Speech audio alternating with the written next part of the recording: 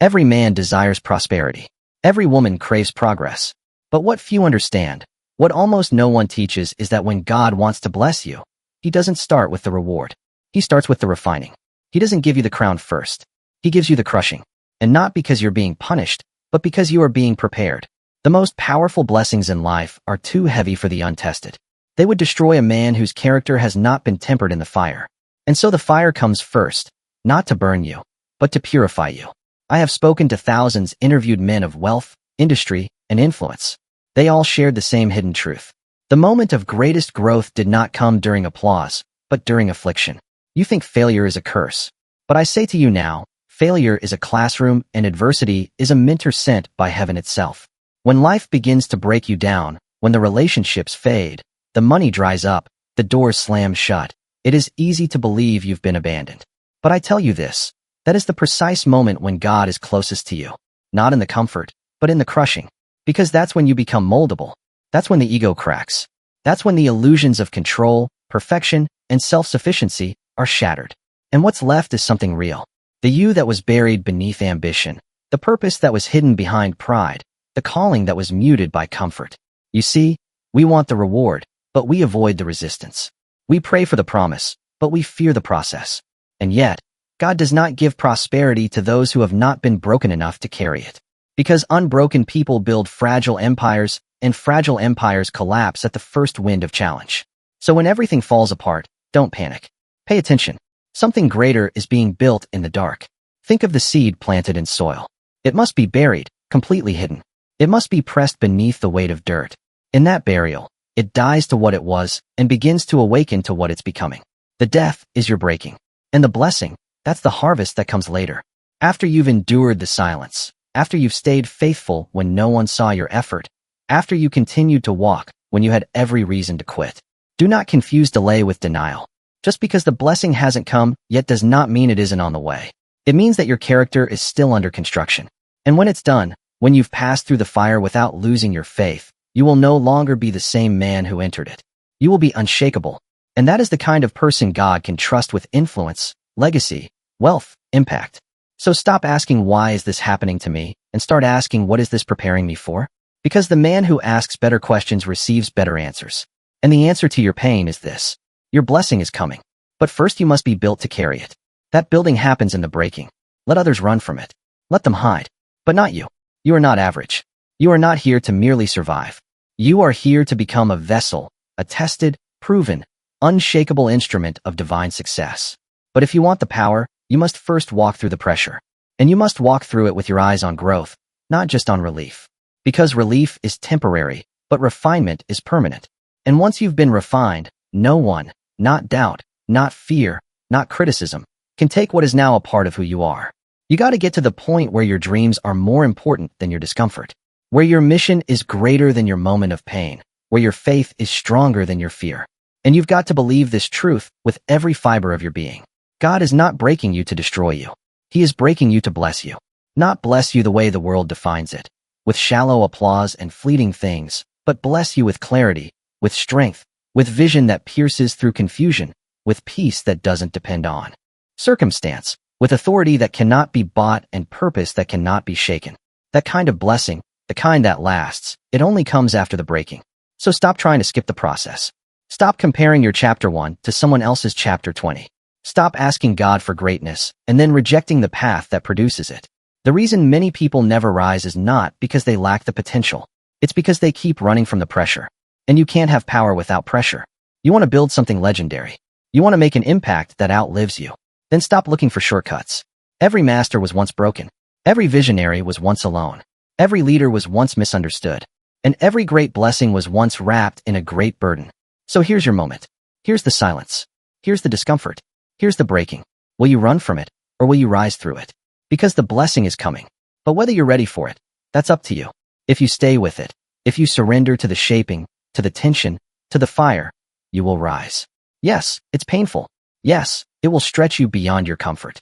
Yes, it will strip you of your pride and illusions. But in that space where nothing is certain and everything feels like it's falling apart, that's where your true self is born. And the truth is, you don't need to be rescued. You need to be rebuilt. You don't need sympathy. You need structure. You need the daily disciplines that will sharpen you. You need the mindset that refuses to be defined by temporary pain. You need to remind yourself every day, every hour, if necessary, that this breaking is not the end of your story. It is the beginning of your becoming. Now, lift your head, stand in the fire, speak faith out loud, tell the world, and more importantly, tell yourself, this breaking will not bury me. It will build me because you were not made to be soft. You were made to be shaped by adversity. You were made to be refined by purpose. And you were made to carry a blessing that lasts. Not one that impresses for a season, but one that establishes legacy for generations. The breaking may feel unbearable, but the becoming will be unforgettable. If you are still with me, then understand this clearly. You are not waiting on the blessing. The blessing is waiting on you to become the person who can carry it. This moment you're in, the pressure you feel, the confusion you're navigating, it's not the end of your story. It's the part where most give up and a few rise. Now hear me. I have seen the pattern in every truly successful individual I ever studied. The moment of breakthrough always came after the moment of greatest testing. It's as if God watches to see will you hold the vision when everything outside you screams contradiction. Because that is when greatness is born. Not when it's easy. Not when everyone believes in you. Not when the bank account is full and the doors fly open. Greatness is born in resistance. You will feel it before you see it. You will feel the discomfort of stretching, of separation, of sacrifice before the reward ever appears. And if you interpret that pain as failure, you'll never reach the prize. So I say again, God breaks you not to destroy you, but to expand you. You can't hold more if your hands are full of what's familiar. That's why He'll remove things you thought you needed. He'll allow people to walk away, not to leave you abandoned, but to leave you available for what's next. Sometimes the silence isn't punishment. It's space for transformation. You see, growth makes noise, but transformation happens in stillness. God speaks the loudest in the quiet. That's why you must guard your mind in the middle of the breaking. This is the battlefield. The thoughts that come in these moments, I'm not enough. This will never work. Why bother trying? Those are not the voice of truth. They are the echo of fear. And if you entertain them long enough, you will talk yourself out of the very destiny you were created to carry. So fight for your mind, because a man cannot rise above the level of his thinking. What you believe in the breaking determines what you build after it. This is why I teach positive mental attitude not as a trick or gimmick, but as a foundational principle of becoming. A positive mental attitude is not blind optimism. It is the defiant decision to see opportunity inside adversity. It is the choice to speak life when death surrounds you. It is the skill of seeing divine purpose in the middle of painful process.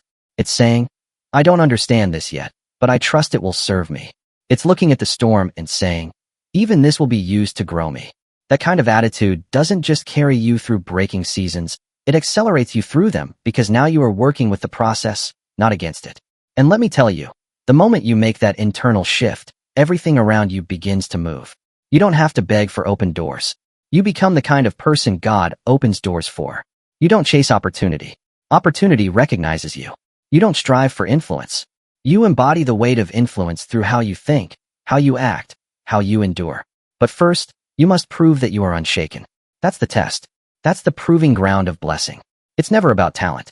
There are plenty of talented men living small because they refuse to be trained by trial. It's never about how loud you shout. It's about how consistent you walk. And this is what separates the uncommon from the average. Most want the outcome. Few are willing to be unmade in order to be remade. But if you are among the few, if you are willing to keep showing up, to keep building, to keep believing, even when the light is dim and the crowd is gone, then the blessing will not pass you by. It cannot pass you by. Because now you've proven the one thing God looks for more than anything else, trustworthiness. Can He trust you to keep your vision when nothing supports it? Can He trust you to keep your values when compromise is convenient? Can He trust you to handle the blessing without it handling you? Answer those questions not with your mouth, but with your actions. Every day you persist, you're answering, yes, I can be trusted. Every time you reject distraction, you're declaring, yes, I'm ready. Every time you choose growth over comfort, you're shouting, yes, break me if you must, but bless me when I'm ready. And that, my friend, is what the fire is looking for. Not perfection, not performance, preparation. You are being prepared for more than a moment. You are being shaped for sustained prosperity, for success that multiplies beyond you, for a mission that outlives your name. But you must let the process do its full work. Don't try to rush it. Don't try to numb it. Don't try to skip it. The process knows exactly how long you need to stay in the fire. Not a second longer, not a moment too soon. And when the fire is done, you will not come out the same. You will come out refined. You will come out anchored. You will come out qualified, not by man, but by the only authority that matters. So stand up now, not because it's easy, but because you were built for this. And remember this with every step forward. The breaking is not the end. The breaking is the beginning of everything God has stored up for your life. That vision you carry, it still lives. That calling, it hasn't been canceled. That dream, it still breathes. And every trial you've walked through, every moment you chose faith over fear has been a stepping stone toward your becoming. So declare this to yourself right now. I will not waste my pain. I will not curse the process. I will rise. Not just once, not just when I feel good. Every time I fall, I will rise again. Because I understand now the breaking is a sign, a signal, a sacred moment of becoming. And when you finally emerge from it, you will be more than successful. You will be solid. And that is a blessing the world cannot steal. By now, you are beginning to understand breaking isn't the end. It's the entrance. It's the first door you must walk through before destiny will let you in. But there's something else you must hear. The breaking isn't a one-time event. It is a process. It shows up when you least expect it. Just when you think you finally made it. Just when the dust settles. Just when the first rewards start to appear. The pressure returns. Not because you're failing, but because you're being called higher. Every new level of blessing demands a new level of surrender. This is why so many never rise. They reach one milestone and then cling to it. They mistake comfort for completion. They stop growing and call it peace. But comfort is not the goal, alignment is. And God will disrupt anything that no longer aligns with your next chapter. He'll interrupt the business if your heart is drifting. He'll expose the relationship if your soul is shrinking. He'll burn the bridges if they're leading you backwards. Not to hurt you, but to protect you because you've been chosen for more than average. And more than average requires pain most people will never understand. You'll be misunderstood, judged, isolated, mocked, and still you must walk. You must build. You must rise. Because the breaking was never designed to stop you. It was designed to make you indestructible. Every tear, a lesson, every betrayal, a realignment, every failure, a recalibration of your internal compass. You think you've lost, but you haven't. You've been redirected. You think you're behind. You're not. You're being realigned with divine timing. You think it's over. It's not. It's just beginning. But this time you won't be building on insecurity. This time your foundation will be conviction. This time your roots will go deep. So when the winds come, you won't break again. And listen to me now. When the blessing comes, and it will, you will not feel overwhelmed because you have already been tested in the fire. You've already been alone and still kept walking. You've already been doubted and still believed. You've already seen what it's like to have nothing but faith. And now you know faith was enough. That's why your confidence will not come from money, not from status, not from applause. Your confidence will come from alignment. You will walk in rooms differently. You will speak from a place of knowing. You will lead with humility and force at the same time because you didn't just learn this from books. You earned it through fire. The man who emerges from breaking becomes a vessel of wisdom. He doesn't panic when the storm comes. He leads others through it. He doesn't seek attention. His presence commands it. He doesn't fake confidence. His walk proves it because he has seen the worst. He has walked through hell. He has faced his own shadows, survived the silence, endured the refining, and he did not run. And now he's ready. That man is you. You've been through too much to go back now. You've cried too many nights to settle now. You've grown too much to play small now. You've come too far to doubt yourself now. You are in the final stretch of the test. All that remains is your decision. Will you finish the fire with faith? Will you keep showing up even when you're tired?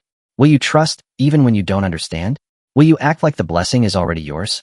Because if you do, if you wake up with discipline, if you speak like your words shape the world, if you move with grace in the middle of chaos, then everything that was once delayed will begin to move, and you won't have to chase it. It will find you because your name has been written on the blessing since the beginning. It just needed to be handed to the version of you who could carry it. Now that you've become him, it's time. The resources, they're coming. The people, they're watching the opportunities. They're already moving in your direction. Not because you were lucky, but because you were faithful in the fire. You were consistent in the quiet. You honored the vision when no one saw it. You trained when no one was clapping.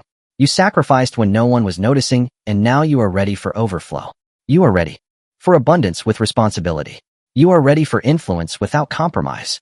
You are ready for power that heals, not power that breaks others. Because God doesn't bless the loudest. He blesses the ones who've been broken, humbled, and rebuilt in obedience. And that is now your story. You didn't just survive the fire, you learned to speak from it. You didn't just endure the pain, you allowed it to shape you. You didn't just make it through. You rose higher than ever before. So now the breaking ends and the blessing begins. Not the shallow kind, not the temporary version, but the type of blessing that touches everything you do. Your words, your work, your walk, your wisdom. The kind of blessing you were born to carry. Now go walk in it. Go lead with it. Go serve with it. Go build with it. And remember, the next time the breaking begins again, it's not punishment. It's promotion. It means you are about to be expanded again. It means your capacity is increasing. It means your influence is growing. It means your soul is shedding what no longer serves so it can receive what's next. So do not fear the next storm. Do not curse the next silence. Stand in it like a warrior who's already seen the fire and come through gold. Because now you know what few ever understand. When God wants to bless you, He'll break you first. And if you don't run from the breaking, you'll receive a blessing no one can take from you. One forged in truth. One sustained by character. One built not on what you had, but on who you became.